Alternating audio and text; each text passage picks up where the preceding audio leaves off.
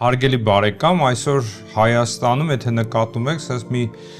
մոդա է ձևավորվում ապաշխարողների, ապաշխարելու, ապաշխարության կանչերի եւ ապաշխարողների մասին մի ավելի ճիշտ երկու առակ ունեմ ձեզ պատմելու։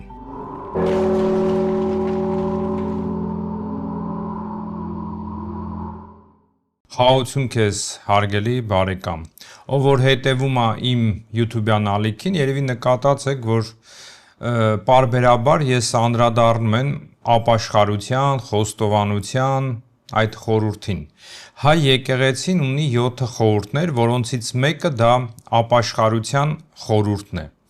Ապաշխարությունը այդ խորհուրդը իրանից ներկայացնում է 3 sense փուլ է, ընթացք է։ Առաջինը, երբ որ մարդ մեղանչում է, նախ զղջում է, նախ Աստծու հետ է հաշտվում, խորը զղջում է ապրում, հետո ըստ եկեղեցու կարգի կանոնի այդ խորհրդի գալիս է քահանայի մոտ խոստովանվելու, իր մեղքը խոստովանելու։ Եւ խոստովանելուց հետո քահանան իր վրա դնում է ապաշխարության կարգ, ապաշխարություն, այսինքն այն դեղամիջոցն է տալիս բժշկության։ Սա է ապաշխարությունը։ Ապաշխարությունը կարող է տևել ընթացք, որի ընթացքում քահանան կարող է արգելի այդ մարդուն հաղորդվելուց, արգելի որոշ եկեղեցում մասնակցել, օրինակ կախարդության համար մի կանոն կար, որ եթե մեկը կախարդությամբ է զբաղվում, այսօրվա ասած թուղթուգիր է անում, բոմ է թափում, աստղագուշակությամբ է զբաղվում, 12 տարի, եթե ինքը զղջում էր, անդրադառնում էր, որ այդպիսի մեղքի մեջ է, ինքը վերադառնում էր եկեղեցի 12 տարի որպես ունկնդիր էր մնում, այսինքն եկեղեցի չէր կարող մտնել, 12 տարի պետք է դրսից ունկնդրեր այն ինչ որ կատարվում էր եկեղեցում։ Վերջը 12 տարի հետո ինքը 3 տարի պետք է ապաշխարեր եկեղեցում, ողբալ լացեր եւ այդ բոլոր այդ ընթացքում ինքը պետք է աղքատներին ողորմություն աներ, կարոտյալներին օգտակար լիներ։ Նոր հետո իրան թույլ կտային հաղորդություն ստանալու, այսինքն ապաշխարությունը կհամարվեր վերջացած կատարյալ, այսպես ասեմ։ Դրա համար այսօր, որ մարդիկ կանչում են ապաշխարության, ապաշխարեք, դուրս են հանում այդ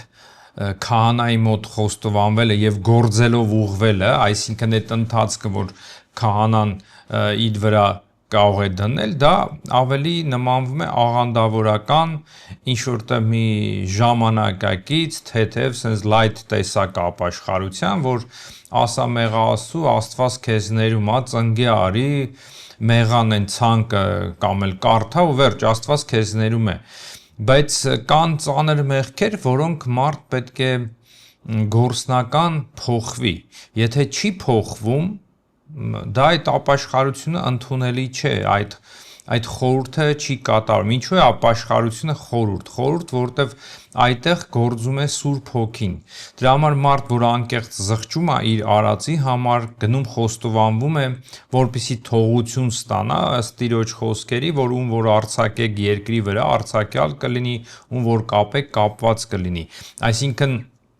եթե մեկին արձակեն, ինչ իմաստով է արձակվում, մարդ երբ որ մեղքերի մեջ է ընկնում, ինքը սատանայի կապանքների մեջ է, այսինքն սատանան բռնում է, եւ քահանան իրեն արձակում է, այդ կապերը քանդում, այսպես ասեմ, այդ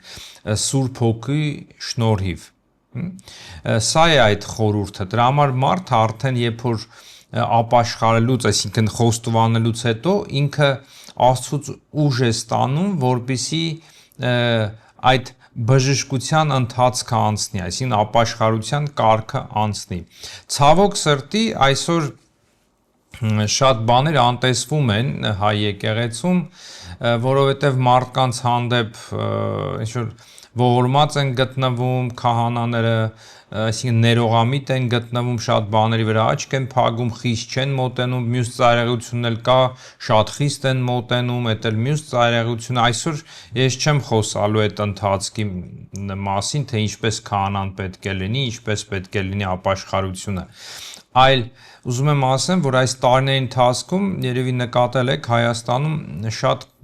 կոչեր էին արվում, ապաշխարեք,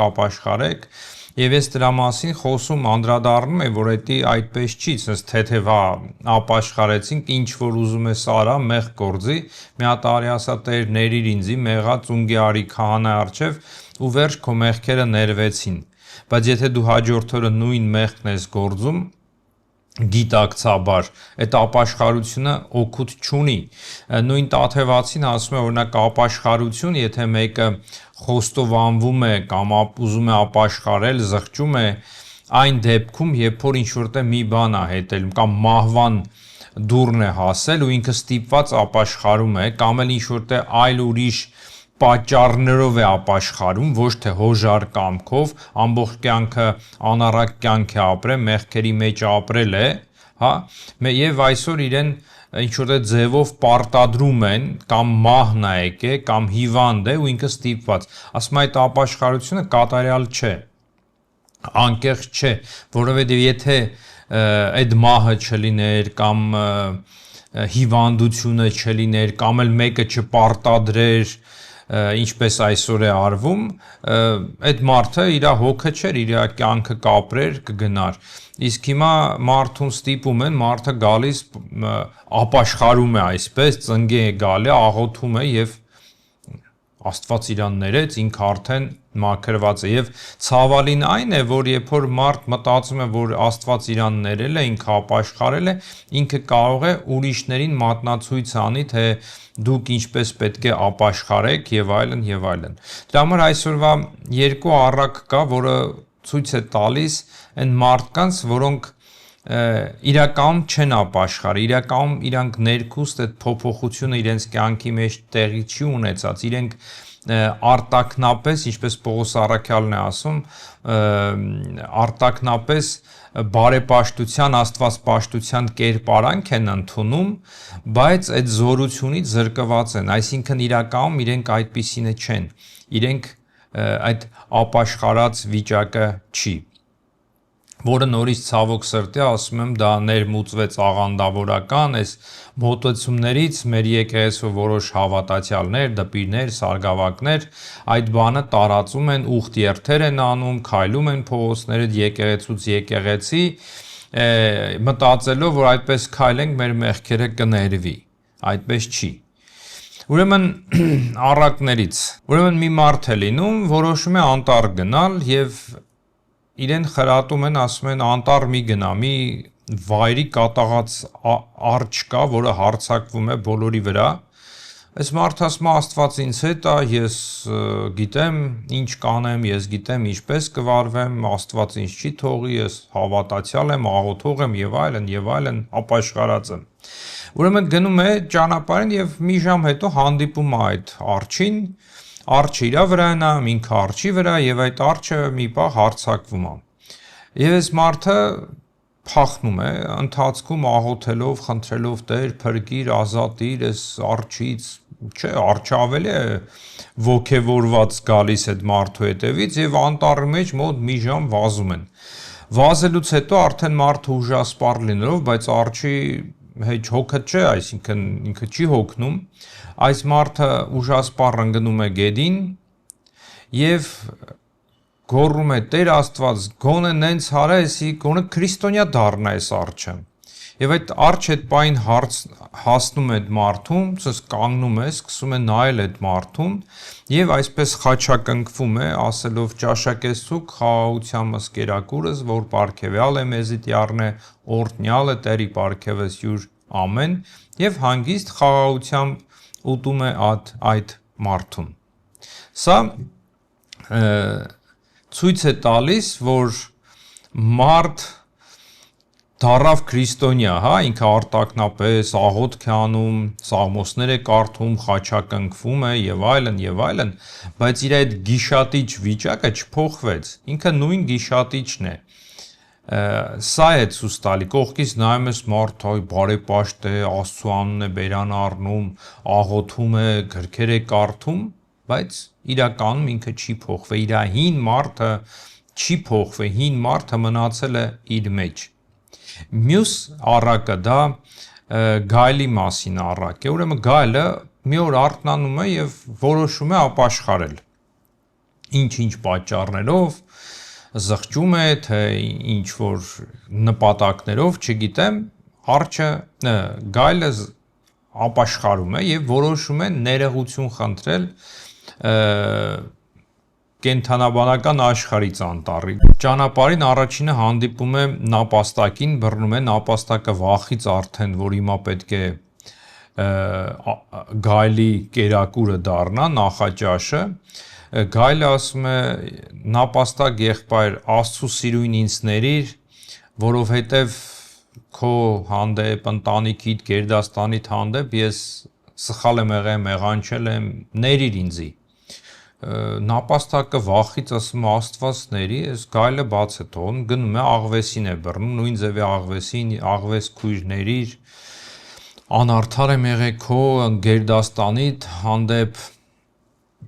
ասում է Աստվածների իրեն էլ է թողում եւ այսպես ամբողջ օրվա ընթացքում ամբողջ անտառը պատտելով ինչ կենթանի թրջուն, սողուն բռնում, բոլորից ներողություն է խնդրում, ապաշխարելով, խնդրելով, որ ներեն իրեն։ Եվ վերջը հանդիպում է մի բադի, որը քայլելով անցնում է, բռնում է բադին, ասում է բադ եղբայր ներիր ինձի, բադը սկսում է ֆշալ։ Այս գայլը ասում է այ ցավդ տանեմ, ներիր ինձի, վերջացրու այս թեման փագենք, գնա դու քո ճանապարհով, ես իմ ճանապարհով, բադը ֆշում է։ Գայլը նորից խնդրում եմ, բադ եղբայր, ներիր ինձի, վերջանանք, Աստծո սիրույնների վերջացրու, հասկանում եմ իրավունք ունես, սխալ եմ եղել, բայց ների վերջացնում, բադը ֆշում, այսպես քանի րոպե իրար sense նա ֆշում է, նա խնդրում է եւ վերջը գայլը չի դիմանում, բադի վիզը ոլորում եւ ուտում է։ Եվ ամբողջ անտառը լսում է այս պատմությունը, հավաքվում են, կանչում են գայլին, ասում են գայլ, բա դու ապաշխարում ես, ես ինչքան ժամանակա զղջում ես արասներից համար, բա հարմար է այսպիսի բան անես, դրել ես այս բադին կերար, բա ասում է հարմար է սրբի վրա ֆշալը, ընդունելի է սրբի վրա ֆշալը։ Սա էլ այն վիճակն է, որը մարդ իրեն թվում է, որ ինքը ապաշխարել է, ինքը արդեն սուրբ է, որը մենք տեսնում ենք աղանդավորների մեջ, ինչու եմ ասում, սա իրականություն է, հետները երբ որ շփվում ես, իրենք ապաշխարած են, սենց սիրո այդ լույսը ճարակում է իրենց մեջից, եղբայր սիրել, բայց մի Աստվածչանի մի հատ ոտքին կանգնես, դու կտեսնես իրենց ցասումը, բարկությունը, այդ ամբողջ ատելությունը, որ իրենց մեջ կար կուտակված կթափեն դիմացինի վրա, պատճառաբանելով, որ դուք իրավունք չունեք, ես սուրբ եմ, ես ընտրված եմ, ես Աստծո ծառան եմ։ Սա է, որ կուզեի այսօր ձեզ ասել, հարգելի բարեկամ, որտեվ ապաշխարությունը դա լուրջ մի բան է, դա սենց պարզ բանի պետք չի առնել։ Դա մարդ գիտես, այնքան մեղքեր կարա գործի, հանգիստ ցավ պատճառի վրա ուրիշներին վնասի եւ այսօր գա ասի, հա, ինչ ա եղել, ներեք, ես ապաշխարեցի։ Այդպես չի լինում։ Այդպես չի լինում նաեւ այն, երբ որ եթե քեզ թվում է դու ապաշխարում ես, դու կարող ես ուրիշին ապաշխարության կանչել։ Նախ մարդ պետքա նենց ապրի կյանքը, որ քո ապրած կյանքով այն դիմացինը ամանչի քեզանից, որ ինքն էլ տեսնելով քո ապրած կյանքը, քո նորոգված կյանքը, ինքն էլ նորոգվի։ Ոչ թե մի երկու անգամ Աստվածաշունչ կարդալով կամ եկեղեցի գնալով, հաղորդվելով կարելի է ասել, որ մենք ապաշխարեցինք, դուք էլ պետք է ապաշխարեք, դուք էլ պետք է փոխվեք, մենք նորոգվել ենք, հիմա ձեր հերթն է։ Այսինքն ստացվում է, ոնց որ քո ինատու տեղը ես ապաշխարել եմ, հիմա քո հերթն է ապաշխարես։ Դրա համար ապաշխարել հասկացողություն նորից եմ ասում, դա եկեղեցու կարգ ու կանոնն է եւ եկեղեցու խորհուրդն է, որը երբ որ քահանան թողություն է տալիս այդ աղոթքի մեջ, արձակման աղոթքի մեջ կա նաև այն բանը, այն մեղքեր կա, որը Աստծու դեմ գործած է, թողություն է տրվում, եւ մեղքեր կա, որ եկեղեցու կանոնների դեմ է գործում։ Եվ այդ քահանան այդ թողությունը տալիս է եւ Աստծու հանդեպ գործած մեղքերի եւ եկեղեցու կանոնների, այսինքն եկեղեցու դրած օրենքների հանդեպ։ Մյուս կողմից ապաշխարող մարդը ինքը երբեք ցույց չի տալիս ես ապաշխարել եմ, ինքը միշտ համեստաբար, ամոթ խացությամբ, որտեվ ինքը զգում է, հասկանում է, որ ինքը այդքան մեղավոր է, որ պարծենալու ինչ կա, ինքը խոնարհությամբ, լուր ու մունջ, սա կհասկանան են հավատացյալները, որոնք կհասկանան ինչ եմ ասում, որոնք ապրել են սա, որոնք իրենք զղջացել են, զղջացող մարդը ինքը չի գնում գովազդում, որ ես ապաշխարել եմ, ես այս եմ արել, ես այն եմ արել։ Զղջումը, խոստովանությունը, դա ծածուկ բան է, գաղտնի է, դա բացահայտ չի, հայ եկեղեցում, օրինակ Սուրբ Տաթևացին ասում է այն քահանան, որը խոստովանությունը բացի, եթե ուրիշին պատմի մարդու խոստովանությունը, այդ ասում է այդ մարդ քահանային ասում է զնդանի մեջ գցել, պահել, որ միջև կյանքի վերջ լույս չտեսնի։ Ասում է քահանան դա սունդուկ է, ասես մի պահարան է, որը շղթայով եւ կղպանկով փակված է, ասում է թող կղպանկը սունդուկը կոդրվի, քանդվի այդ պահարանը, ջարդեն, փշրեն, բայց այդ կղպանկը չբացվի, այսինքն փակ մնա քահանայի բերանը, երբ որ ինքը խոստովանությունը դուրս հանի մեջտեղ իրավունք չունի, դրա համար խոստովանությունը դա ծածուկ մի բան է։ Ընդհանրական խոստովանությունը, դրա մասին խոսել եմ, դա եղել է, երբ որ ընդհանրական խոստովանությունը եկեղեցու մեջ, երբ որ քրիստոնյան ընդհանուր եկեղեցու դա մի ինչ-որ բան էր մեղանչում, ընդհանուր եւ այդտեղ դուրս էր գալի ընդհանուր ներողություն էր խնդրում, մեղա էր գալիս, բայց մեղքեր կա անհատական, դա դու եւ Աստծու եւ քահանայի արչեւ է։ Եվ այդ քահանան այնտեղ վկա բառը չասեմ, բայց ինքը մեկն է, որը հատեղ մի կողմից ականջից մտնում է, մյուսից այլևս դուրս չի գալի, ինքը կամ դուրս է գալի ավելի ճիշտ, ինքը այդ խոսակցությունը մոռանում է։ Ինքը չպետք է հիշի, ինքը այդ իր խոստովանությունը լսելուց հետո ինքը կարծիքը չպետք է փոխի մարդու մեղավորի հանդեպ։ Դրա համար այսօր եկեղեցում խոստովանություն արվում է, շատ են գալիս մարդիկ խոստովանվում եւ քահանաները թողություն են տալիս, լսում են խոստովանությունը, թողություն են տալիս եւ այդ մնում է քահանայի եւ այդ մարդու միջև եւ Աստծու ներկայությամբ։ Հասկանում եք, սա է ոչ թե ցուցադրական ես ապաշխարեցի, ես ապաշխարել եմ եւ այլն, այդպես չի արվում։ Դրա համար ձեզ իմաստություն եմ ցանկանում, սիրելի հավատացյալ, ով որ լսում է, որ եթե ապաշխարության պահ ունեք, նորից եմ ասում, դա ձեր եւ Աստծու հարաբերությունն է, ցուցադրական չի, հիշեք են Մաքսավորի եւ Փարիսեցու առակա տիրոջ խոսքերը Տերն էր, որ ասում է Փարիսեցին ինքն իրան գովում էր, ես սենց հենա ես աղոթում եմ, ապաշխարել եմ, այս եմ անում, այն եմ անում, իսկ ենի ասում էր Տեր ինձ ների, ամանչում էր գլուխը բարձացներ, էլի, եւ ասեց ով եկավ արդարաց, այն մեկը նույնիսկ արդարացած եկավ, բայց դատապարտված գնաց, իսկ այն մեկը մեղավոր եկավ արդարացած գնաց, որտեվ Աստծու առաջ է իր սիրտը բացում, ոչ թե մարդկանց ցույց տալու, որ ես ապաշխարել եմ, ես ապաշխարած եմ եւ ցավալին են, երբ որ սկսում ես արդեն ուրիշներին կանչել ապաշխարության, elə դու չճաշակելով ապաշխարությունը ինչ է։ Կյանքը չփոխելով, ինչպես Տերը եւ Հովանես Մկրտիչ ասում են, ապաշխարության բարի պտուղներ տվեք, այսինքն այդ պտուղները ապաշխարության տվեք, հա, այսինքն գործնական ցույց տվեք, որ ապաշխարել եք, գործնական։ Այսօր Հայաստանում շատ է տարածված սուտը, սուտ խոսելը, մարդու կներեք, ասենց ասեմ, գլխին շինել, այսինքն սուտ բաների հիման վրա, գողությունը, նայեք,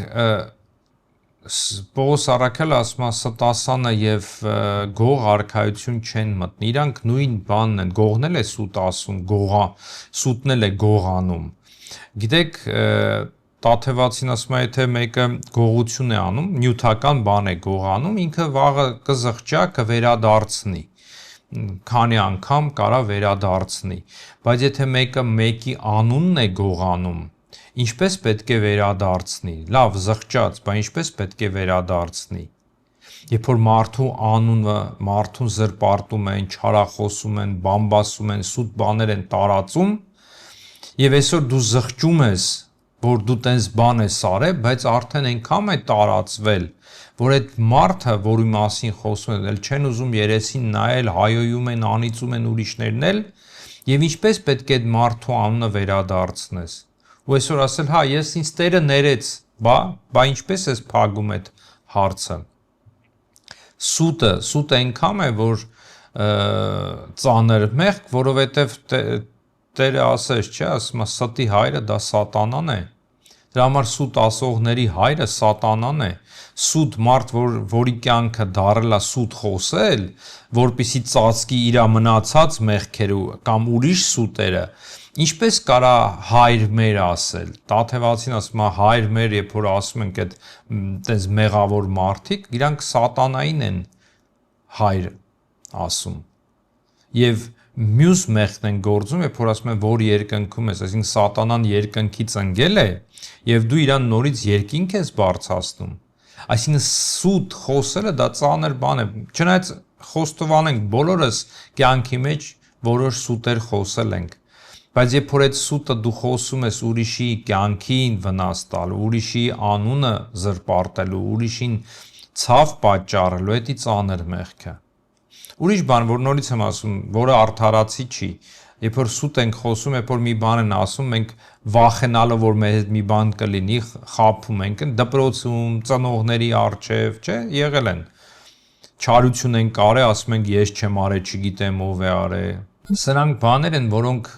ընդեղից դաստիարակություն է գալիս, եթե ընթացքում չենք փոխվում, չենք ուղղվում, այդ մնում է։ Դրա համար սիրելի հավատացյալ, էլի, ձեզ խոսքը ձեզի, որ նորից մտածեք, եթե դուք զղջում եք, խոստովանում եք, պետք է խոստովանել, գործով ապաշխարել, ուղղվել, բժշկվել, այդ մեղքից ազատագրվել։ Այո, մեղքեր կա, որոնք մնում են մեզ հետ, պայքարի մեջը, դա Աստծու կամոք թույլ է տալիս Աստված։ Հետո, երբ որ պատարագին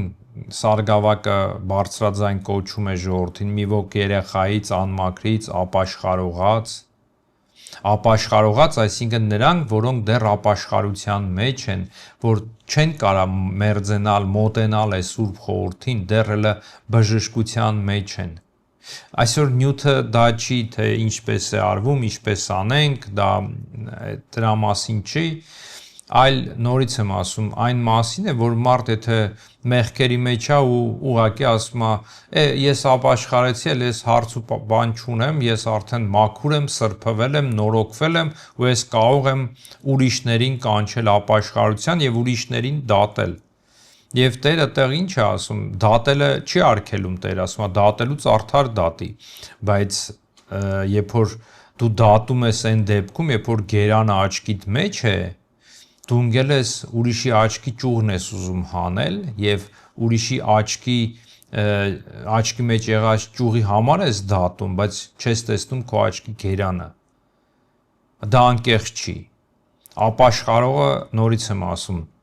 նա է, որը ինքը գիտակցում է իր մեղավոր լինելը եւ փորձում է ուղղվել։ Իսկ այդքան, երբ որ շարանա մեղքերի մեր հետևից գալիս, մի օրում նորից եմ ասում,